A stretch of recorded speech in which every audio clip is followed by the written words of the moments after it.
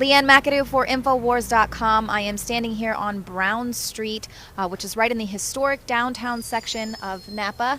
And we are standing with Rick Molinari. He's the owner of Molinari Cafe. His business is sandwiched in between these historic buildings that sustained most of the damage here of what we've seen downtown. Rick, your business actually seems to have withstood a lot of the aftershocks and quake itself. Correct. There's actually was very little damage to my building. It was recently retrofitted about 4 or 5 months ago, and I'm very fortunate that nothing's wrong with my building inside.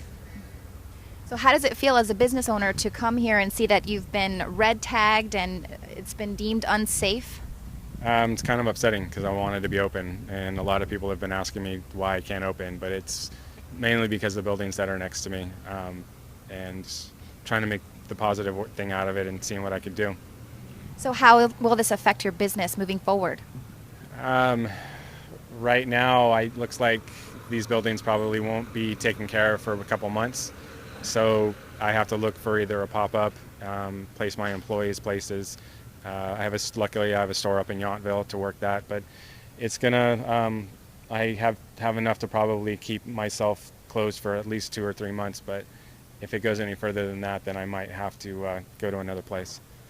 Did they allow you inside the building at all to remove some of the things that you needed?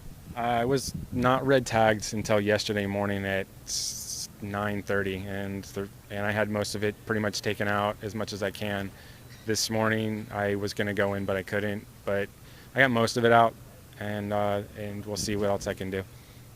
So how do you feel knowing that this earthquake rocked Napa and that they're on obviously the Napa fault, but then a lesser known fault was what actually caused this eruption? How does that make you feel living here and running a business here? It just feels kind of awkward. Didn't know about that fault. We've had earthquakes here in the last 2 or 3 months that weren't as big as this, but I'm just happy that I have a building that I know that can withstand it. Absolutely. And so what have you been hearing from the community? Obviously, we saw some reports of you in the news. You Right. seem to be a beloved business in this town. What has the community said? A lot of them have actually been, messaging me and calling me, asking me if they need my help or places, and they're actually trying to find places for me to open. They all wanted me to be open. And yesterday, they were looking forward to it, but I couldn't. So it's nice to hear.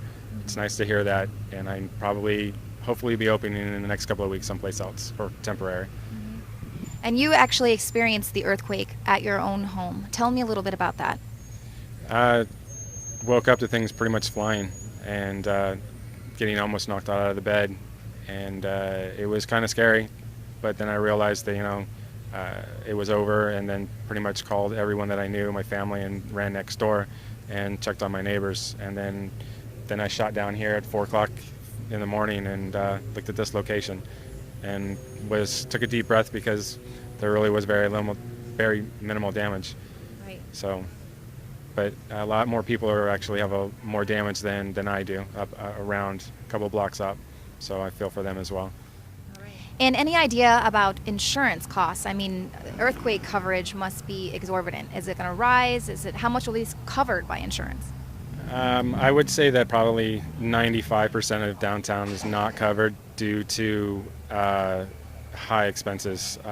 The reason why I didn't do it is because I retrofitted this building, or had it retrofitted, so I knew that it would be fine, and there was no sense of it. But no one has insurance down here. We rarely have flood insurance anymore because of certain things. So things are being taken care of, but that's just something that we don't even think of. Right. It's a crippling cost. I know, just being from Florida, it's mandatory that you have wind coverage for hurricanes, but here we are in an earthquake zone and it's not necessarily mandatory. How are people going to recover? That's going to be hard to say. It's all going to rely basically on us sticking together and getting us back to normal as fast as we can. I think once we can get back to normal and everyone knows that we are open, there's people that are open, once we get back to normal, I think it'll be a lot easier for everybody. Thank you. Mm-hmm. For Infowars.com, I'm Leanne McAdoo. City of Austin tap water versus filtered City of Austin tap water. I can taste dirt in it. God knows what's in this. This has an aftertaste. Tastes like Austin water?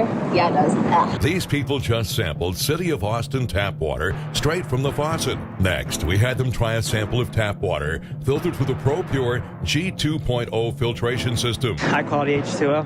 That one is better. Tastes like nothing. Yep, I know what good water tastes like. It's good water. Most tap water contains added substances like fluoride, chlorine, Monsanto's deadly pesticide, glyphosate, and many others. Studies prove that these substances are linked to an assortment of major health issues, including tooth decay, lowered IQ, and even cancer. It tastes like you're drinking out of the lake when you're drinking tap water. Yeah, it has that processed flavor to it. The ProPure G2.0 filtration system removes these deadly substances and many more, leaving only fresh-tasting, deliciously clean water. Okay, this is very tasty. It's good water. Refreshing. It's good. Go to InfoWarsStore.com today. Use promo code WATER and save 10% off your ProPure purchase. Again, that's InfoWarsStore.com or call 1-888-253-3139.